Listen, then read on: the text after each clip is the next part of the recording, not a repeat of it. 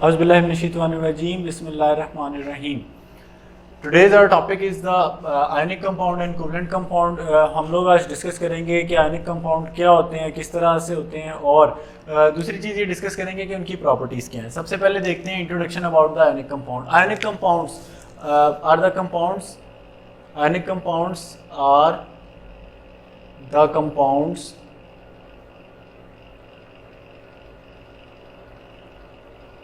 containing ionic bond. ठीक है, ये इस तरह के कंपाउंड्स हैं जिनके अंदर आयोनिक बॉन्ड जो है वो मौजूद होता है। Second thing is they are made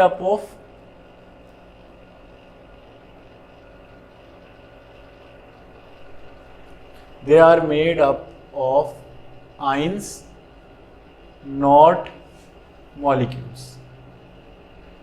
ये आयंस से मिलकर बनते हैं, मॉलिक्यूल से मिलकर नहीं बनते हैं। अगर हम बात करें इनकी, सो they exist in 3D structure. ठीक है, they exist in 3D। 3D का मतलब है 3 डायमेंशनल क्रिस्टल्स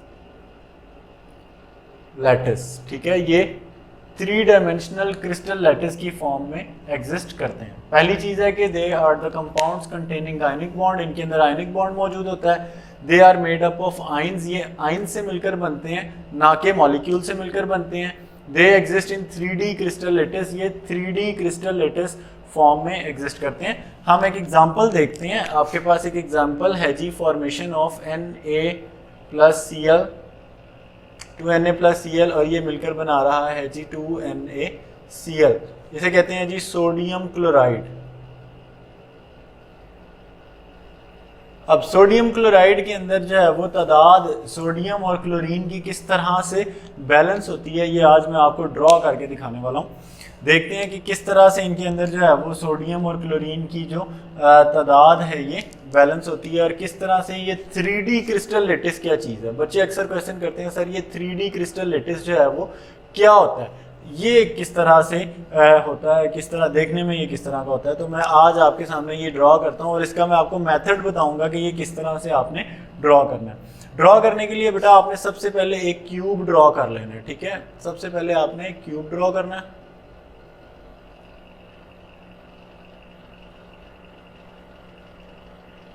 तो मैं आपके सामने ये सबसे पहले एक क्यूब ड्रॉ कर रहा हूं। याद रखिए ये जो क्यूब है ये 3D होना चाहिए।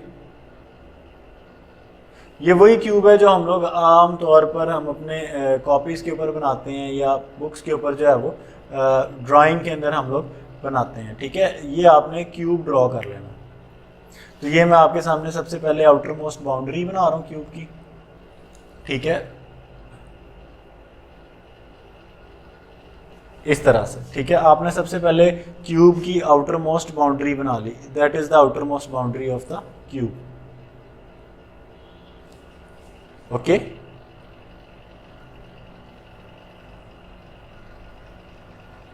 ये आपके पास एक क्यूब बन गया।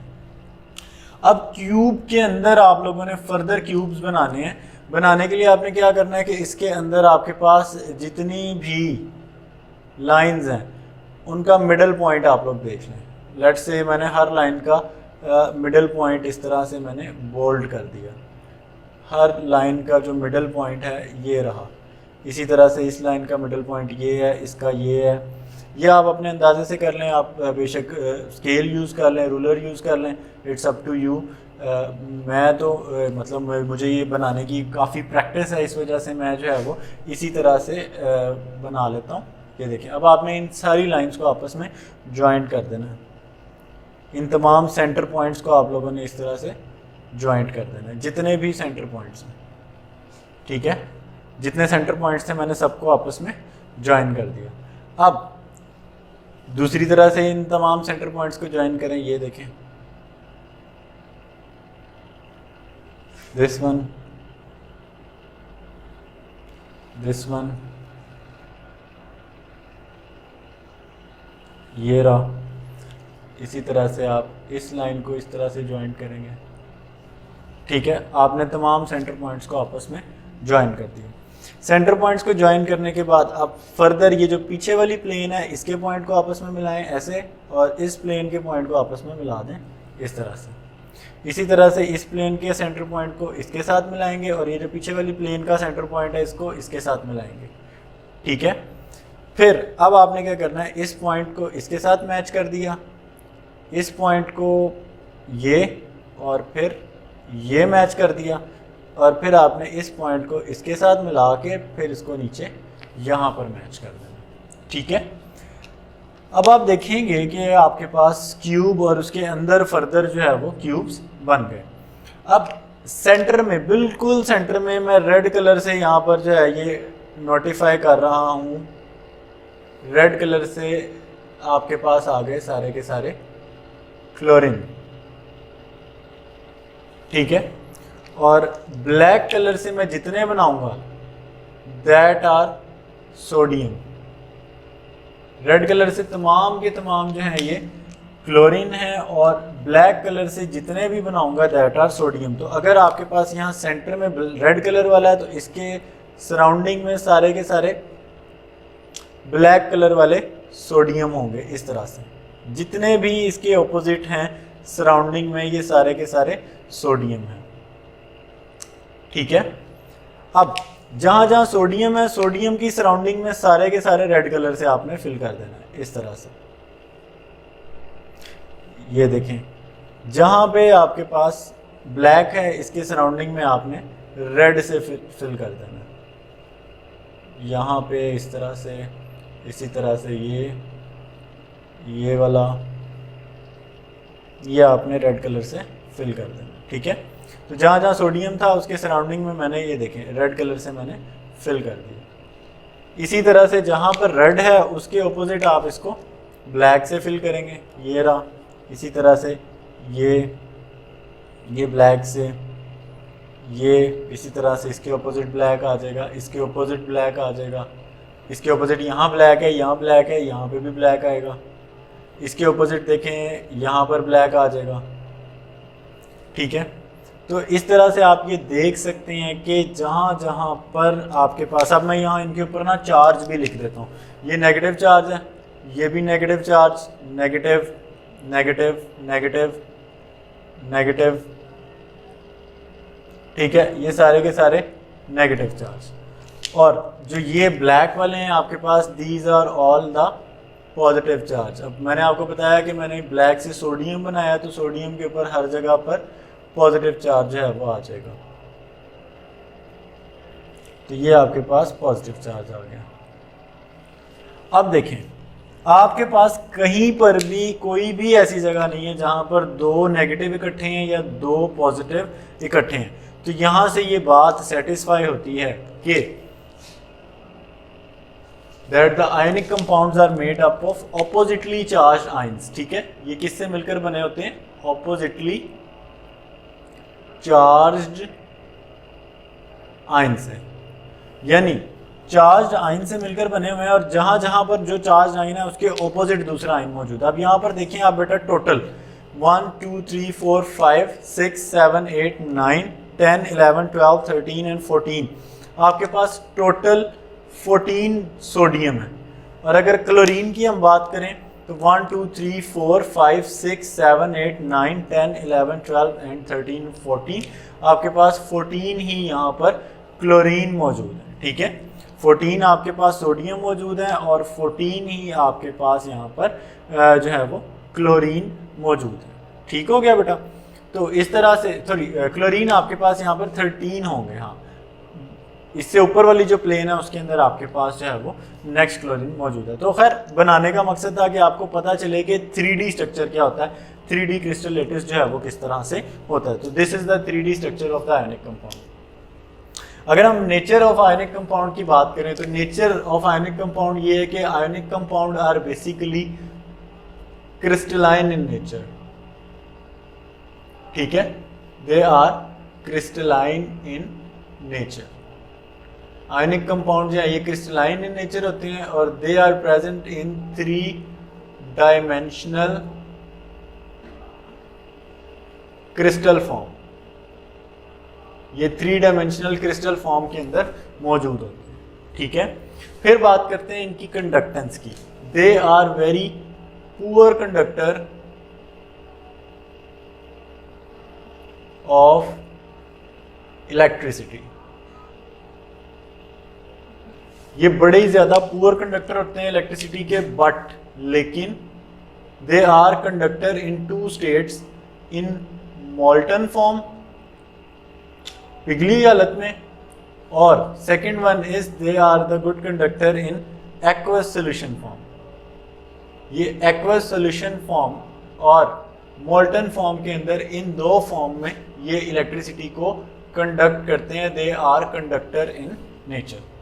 मेल्टिंग एंड बॉइलिंग पॉइंट की अगर हम बात करें तो मेल्टिंग और बॉइलिंग पॉइंट का ट्रेंड बेटा ये है कि दे हैव वेरी हाई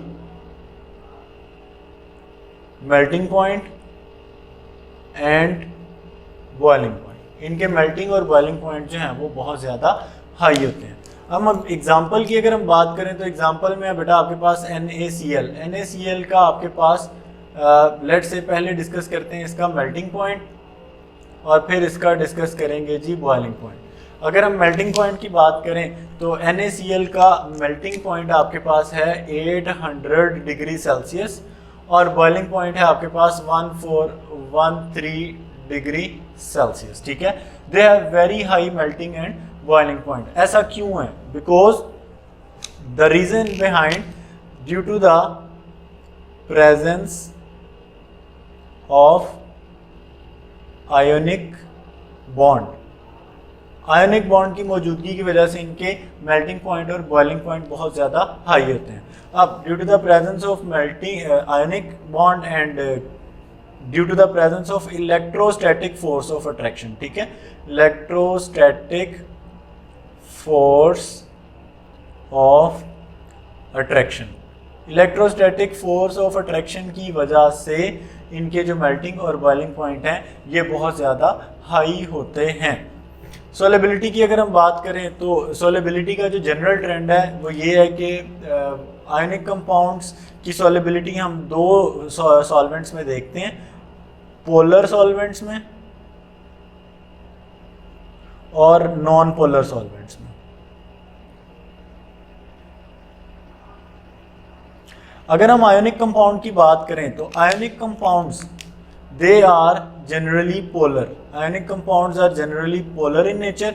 और अगर हम इनका सॉल्युबिलिटी देखें पोलर सॉल्वेंट के अंदर तो बेटा पोलर सॉल्वेंट के अंदर दे आर सॉल्युबल। ठीक है, ये सॉल्युबल होते हैं और नॉन पोलर सॉल्वेंट्स के अंदर ये इनसॉल्युबल होते हैं। अब पोलर सॉल्वेंट और नॉन पोलर सॉल्वेंट की एग्जांपल के अंदर अगर हम जाएं तो पोलर सॉल्वेंट है let's say water.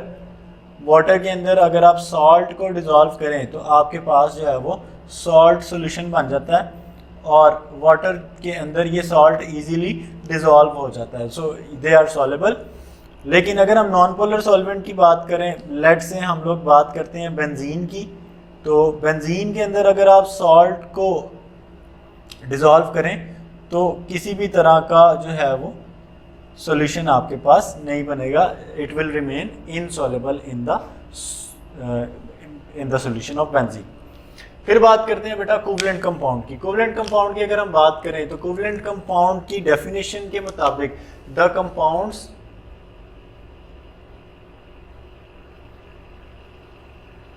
containing covalent bond. ठीक है, ऐसे कंपाउंड जिनके अंदर कोवलेंट बॉन्ड होता है एंड कोवलेंट बॉन्ड वजूद में आता है by sharing of electrons, mutual sharing. ठीक है, म्यूचुअल शेयरिंग ऑफ इलेक्ट्रॉन से वजूद में आने वाले बॉन्ड को कोवलेंट बॉन्ड कहा जाता है। अगर हम स्ट्रेंथ की बात करें तो covalent bond is a weaker bond, ये कमजोर बॉन्ड है। Covalent bond is a weaker bond than ionic bond. Ionic bond के मुकाबले में कोवलेंट बॉन्ड जो है ये एक वीक बॉन्ड है। अब अगर हम कोवलेंट कंपाउंड की एग्जांपल्स की बात करें तो आपके पास बेशुमार एग्जांपल हैं, like NH3 ammonia, H2O water, C6H12O6 glucose, H2SO4 CO2 NO2, these are all the example of the covalent compound. Melting and boiling point के ट्रेंड्स की बेटा अगर हम बात करें तो मेल्टिंग और बॉइलिंग पॉइंट के ट्रेंड्स ये हैं कि they have low melting point and low boiling point. इनके मेल्टिंग पॉइंट बड़े ज़्यादा लो होते हैं और बॉइलिंग पॉइंट भी बड़े ज़्यादा लो होते हैं। फॉर एग्जांपल आपके पास H2O की एग्जांपल है, H2O का मेल्टिंग पॉइंट है आपके पास 0 डिग्री सेल्सियस, ठीक है, एंड और अगर हम बॉइलिंग पॉइंट की बात करें तो बॉइलिंग पॉइंट है इसका 100 डिग्री सेल्सियस। जबकि अगर हम आयनिक कंपाउंड को कंपेयर करें तो 800 degree Celsius and 1413 degree Celsius. इसकी रीज़न क्या है? इसकी रीज़न यही है कि covalent bond is a weak bond than ionic. ये आयोनिक बॉन्ड की निस्बत जो है वो एक वीक बॉन्ड है, ठीक है। सोलेबिलिटी की बात करें तो सोलेबिलिटी के बेटा आपके पास दो तरह के ट्रेंड्स हैं। सबसे पहले हम बात करते हैं पोलर सॉल्वेंट की और फिर बात करते हैं नॉन पोलर सॉल्वेंट की। पोलर सॉल्वेंट की अगर हम बात करें तो बेटा पोलर सॉल्वेंट के अंदर जो आयोनिक कंपाउंड हैं दीज आर जो कोवलेंट कंपाउंड पोलर सॉल्वेंट्स के अंदर इनसॉल्युबल हैं, दे आर इनसॉल्युबल, और इसमें ये सॉल्युबल है, ठीक है। लार्ज मॉलिक्यूल की बात करें फॉर एग्जांपल डायमंड, तो डायमंड जो है इसके अंदर 3D कोवलेंट बॉन्डिंग होती है, ठीक है। डायमंड के अंदर जो है वो 3D कोवलेंट बॉन्डिंग मौजूद है। 3D कोवलेंट बॉन्डिंग होने की वजह से ये क्रिस्टल की फॉर्म के अंदर मौजूद होता है। ये क्रिस्टल फॉर्म के अंदर होता है आपके पास, डायमंड है, ग्रेफाइट है। सो क्रिस्टल फॉर्म होने में इसके अंदर टेट्राहेड्रल अरेंजमेंट होती है, टेट्राहेड्रल अरेंजमेंट इज प्रेजेंट। ये आप नेक्स्ट क्लासेस में पढ़ेंगे tetrahedral arrangement. Melting and boiling point की अगर हम बात करें तो दे have very high melting and boiling point. So that is all about the introduction of ionic compound. यहाँ पर मैंने टोटल आपको इंट्रोडक्शन दे दिया आयनिक कंपाउंड का, डिटेल्ड इंट्रोडक्शन। ये सब के सब आयोनिक कंपाउंड है और ये सब के सब कोवलेंट कंपाउंड की प्रॉपर्टीज हैं। एक तरह से यहाँ पर कंपैरिजन भी आ गया आपके सामने, और जब हम कंपैरेटिव स्टडी करते हैं तो हमारे लिए याद करना आसान हो जाता है। लेट्स से इनकी सबसे पहले नेचर है, कंडक्टेंस है, उसके बाद मेल्टिंग पॉइंट है, बॉइलिंग पॉइंट है, सॉलिबिलिटीज हैं, और लार्ज कोवलेंट कंपाउंड्स का हमारे पास क्या कंपैरिजन आता है। So that is all about my lecture. अपना आपने गिरदोनवा में तमाम लोगों का ख्याल रखिएगा। अल्लाह हाफिज़।